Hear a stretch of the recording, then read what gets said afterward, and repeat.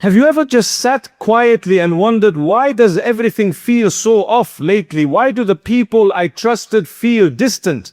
Why did that opportunity vanish when I needed it most? Why do even my heartfelt prayers feel like they're echoing into silence? It's easy to assume something's wrong with you, that maybe Allah is upset with you, that maybe you're being punished. But what if it's something else entirely? What if these shifts in your life are not rejections but gentle redirections from the one who knows you better than you know yourself? Sometimes we beg Allah for change, for growth, for peace, for a closer connection with Him, but deep inside we expect that change to arrive softly, with ease, with comfort. We don't expect it to come through heartbreak, silence and uncertainty, but that's often how Allah works. Not to hurt you, but to awaken something deeper inside you. Maybe you're not being pushed away from something good. Maybe you're being pulled towards something better. Maybe that silence you feel right now is space. Space for you to finally hear your own soul, to hear the quiet call of your Lord. You weren't created to carry more than you can bear. That discomfort in your chest, the confusion in your mind, it's all seen and it's all known. Nothing that happens to you is random. Not the losses, not the delays, not the changes. They are placed perfectly with wisdom and love, even if it doesn't feel like it right now. You see, we're so used to seeing blessings in things that look bright and successful. But what if the unanswered prayer was the mercy? What if the closed door was the protection? What if what you're calling a breakdown is really a breakthrough, just in disguise? You might be looking at your life and seeing pieces falling apart, but Allah is seeing the pieces being placed exactly where they belong. That job that didn't come through, that friend who left, that plan that failed, none of it slipped past His knowledge. None of it was a mistake. It may have felt like a loss to you, but in reality, it might have been the beginning of your healing. The truth is, when Allah loves someone, He intervenes. He doesn't let their soul attach to things that are harmful. He doesn't let them drift too far. Sometimes that intervention feels like a storm, but later you realize it saved you from drowning in the wrong ocean. So instead of asking why this is happening, try asking what you're being prepared for. Try asking what kind of strength is being built in your heart through this test. What lesson is being whispered through the confusion? What old version of you is being left behind so you can become the version Allah intended you to be? Let your heart speak to Him. Even if all you can say is, I don't understand right now, but I trust you. That simple trust, even if your voice trembles while saying it, is a sign of faith, a sign that you're still holding on. And that's enough. Maybe this is the season where Allah removes the noise so you can return to Him in peace. Maybe He's slowing down your plans to speed up your transformation. Maybe He's pulling you away from things you thought were right, so He can give you something far better than you imagined. You are not being ignored. You are not being left behind. You are not forgotten. You are being gently, lovingly moved toward the path you are always meant to walk. Whatever is happening right now is not the end. It is the rearrangement of your story. A story written by the one who sees your tears, understands your silence, and responds to your pain, even when you can't find the words. This confusion in your life, as heavy as it feels, might be the clearest sign that Allah is working on you, not to break you, but to rebuild you, not to distance you, but to draw you close. You don't have to figure it all out today. You just have to trust that there is wisdom in the unknown, because sometimes the greatest mercy is not what you're given, but what you're taken away from. And maybe this is the moment everything begins to make sense. not on paper, not in front of people, but deep inside your heart where faith lives, where hope breathes, and where Allah is always near. You wake up one day and realize you feel completely alone, not physically, maybe you're still surrounded by people, but emotionally, spiritually, there's this emptiness. The people who used to be close to you feel distant. The conversations feel shallow. You check your phone and no one has messaged you. The ones you trusted have slowly faded, and you're left wondering, what changed? You didn't plan for this. You didn't choose to feel alone. And yet, here you are, sitting with silence, sitting with yourself. You look back and think, I used to have people. I used to belong somewhere. Now I just feel invisible. And it hurts. But there's something else happening underneath that pain. Something subtle. Something sacred. Sometimes Allah removes the noise from your life because He wants to speak directly to your heart. Not through other people. Not through distractions. Just you and Him. Alone. You see, the Prophet, peace be upon him, was chosen in solitude. He wasn't surrounded by crowds when he received revelation. He was in a cave, alone, reflecting, searching. And that silence wasn't a punishment. It was preparation. Maybe that's what's happening to you right now. Maybe this loneliness you're feeling isn't because you're unlovable. Maybe it's because Allah is protecting your heart from things that would have taken you further away from Him. Maybe He's clearing space inside you, making room for clarity, for strength, for Him. There are some journeys you're meant to take without a crowd. Some lessons your heart can only learn when the world around you quiets down. It's in those moments of isolation that the soul finally has space to breathe. And it's hard. Yes, you want someone to call you. You want someone to notice that you've been quieter lately. But what if the one who created you has already noticed? What if He's the one pulling you away from people so He can pull you closer to Himself? When everything external goes quiet, that's when your internal world speaks loudest. That's when your thoughts surface, your wounds rise, your prayers become raw. That's when you finally say, Ya Allah, I don't know what I'm doing anymore, but I need you. And that's when the healing begins. You're not meant to fill your loneliness with noise. You're meant to feel it, to sit with it, to invite Allah into it. Because there is a version of you that only exists on the other side of this silence. A wiser you, a softer you, a version of you that has learned how to stand alone. Not because you stopped needing people, but because you learned who your soul truly depends on.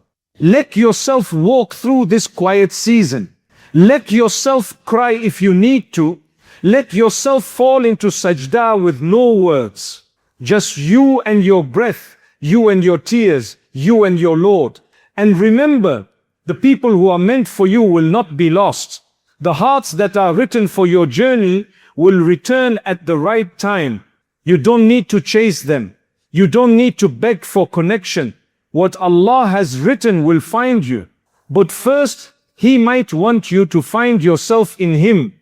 If you're feeling isolated, try spending just 5 minutes a day, sitting quietly and saying nothing but Allah, I'm here. And I know you're here too. No fancy du'as, no expectations, just presence, just openness. Some of the most powerful transformations begin in moments like that. Don't fear this space you're in. It's sacred. It's not emptiness. It's a divine invitation.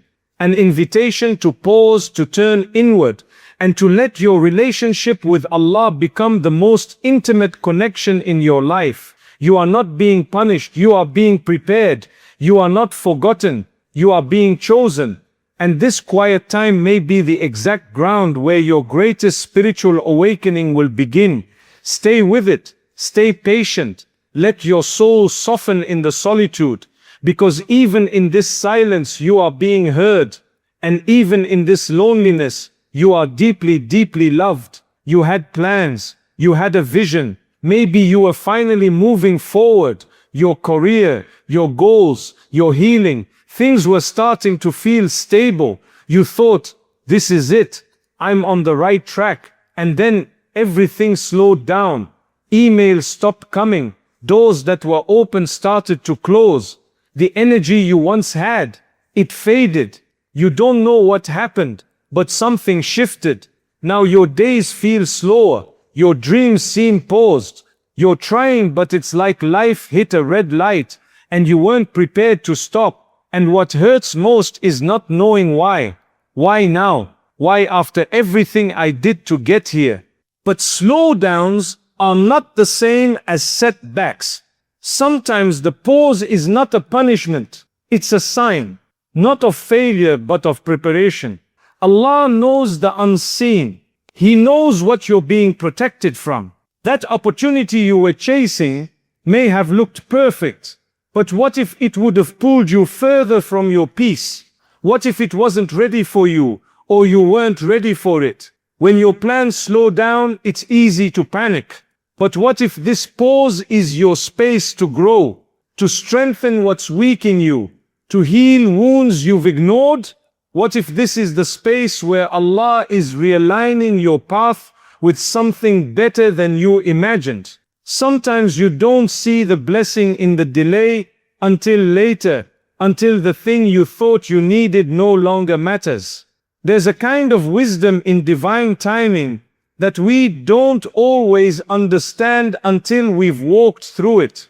We often measure progress by speed. We think, if I'm not moving forward, I must be doing something wrong. But what if stillness is where transformation happens?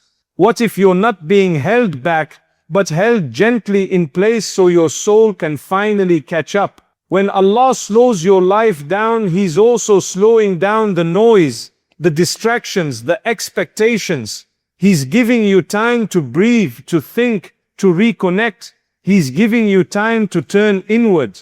Because sometimes you move so fast, chasing the world, that you lose sight of who you're becoming. This waiting period you're in, it's not empty, it's full of unseen mercy. Maybe Allah is saving you from a mistake. Maybe He's clearing space in your heart for a bigger purpose. Maybe He's allowing you time to become the kind of person who's ready to carry what you've been asking for. There's nothing wrong with you because life feels slower now. There's nothing wrong with stepping back. There's nothing wrong with being in a season where the outside world doesn't see your growth, but your heart knows you're changing. If you feel stuck, try this. Instead of asking when things will move forward, ask who you're becoming during this stillness. Start journaling your thoughts. Write to Allah like a friend. Let your du'as be raw and honest. Let your heart be seen.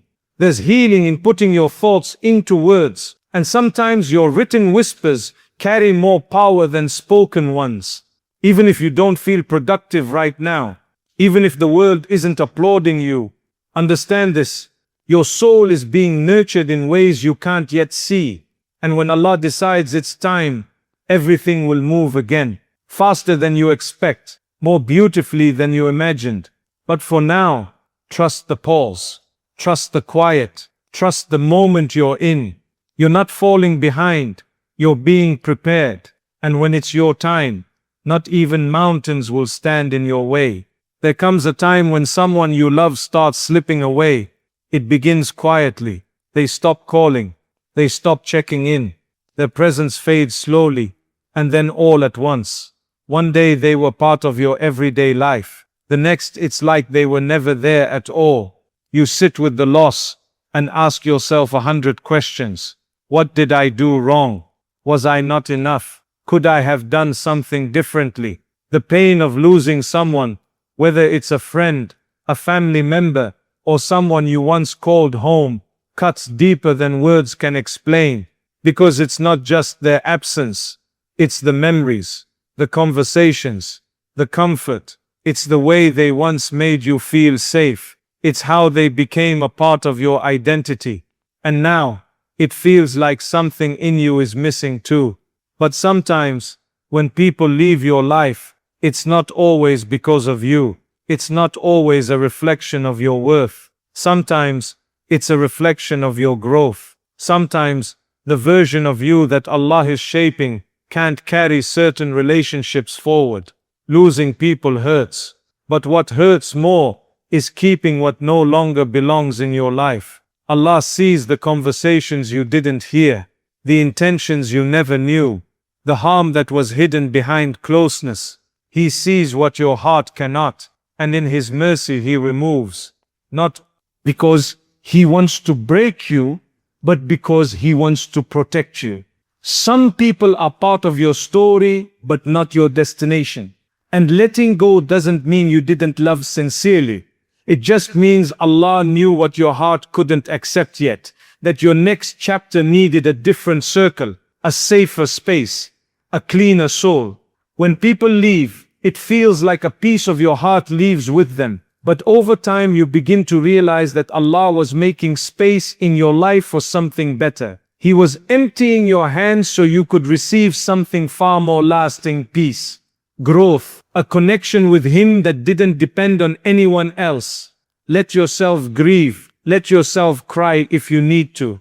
Don't suppress the sadness, but also try to remember that sometimes heartbreak is a form of cleansing. Opportunity appears, a better opportunity, one that leads him down a path he never expected, a path that fulfills him more deeply. Again, Allah's answer was there, but it came wrapped in a different package than expected. Your dua is being answered right now, in this moment. While you are reading this, it is being answered in ways you cannot yet comprehend, in timing you cannot yet see. But the answer is coming. It is already in motion. It is already being arranged by the one who sees the full picture. And while you wait, something else is happening, something invisible, something profound. The real test of sabr is not the situation. The real test is what you are becoming while the situation stays the same. You think the test is, will I get this job? Will this person marry me? Will I get healed?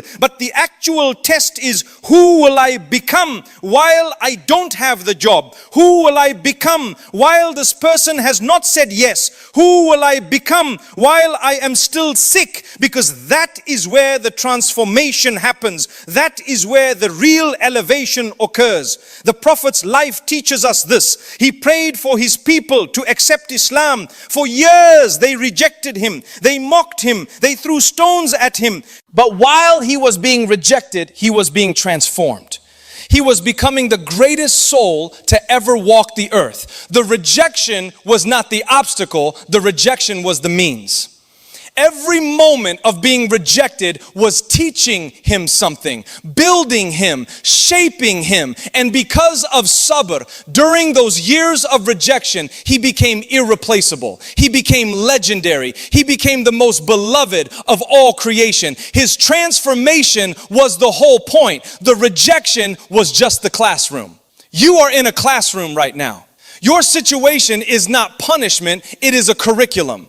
And while you are sitting in that classroom, painful as it is, something is being built inside you. Patience is being built. Faith is being built. Humility is being built. Compassion is being built. You are becoming someone you could never have become in comfort. A person who has never struggled does not know real strength. A person who has never waited does not know real faith. A person who has never lost does not know real gratitude. A person who has never hurt does not know real compassion. You are learning lessons comfort never teaches. You are becoming someone comfort could never create. And this transformation is the actual reward, not the job or the marriage or the healing. Those are bonuses. The real reward is who you are becoming. You think your sabr has no value while you are still waiting. You think it is just wasted time, but something profound is happening invisibly. Something the Prophet revealed to us. Your sins are being erased. Your rank with Allah is being raised. Your spiritual account is being credited. The Prophet said, even a thorn that pricks a believer becomes a means of expiation. Imagine what genuine sabr through real suffering earns you. Your minor mistakes are being dissolved. Your small slips are being forgiven. Your account with Allah is being cleared. While the world sees you struggling, Allah sees you being elevated. While people see your pain, Allah sees your purification. You are being refined like gold that only becomes valuable after passing through intense heat. The hardness is being burned away. The impurities are being removed. The worth is being revealed. This is happening right now. In this moment of waiting, in this moment of difficulty, every night you lie awake with worry, your sabr is being recorded. Every tear you shed, your reward is being stored. Every moment you choose not to despair, your rank is being raised. This is not something that happens after your situation improves. This is happening now. Allah is not waiting to reward you once things are easy. He is rewarding you right now in the midst of the difficulty, because the reward is not for the removal of hardship.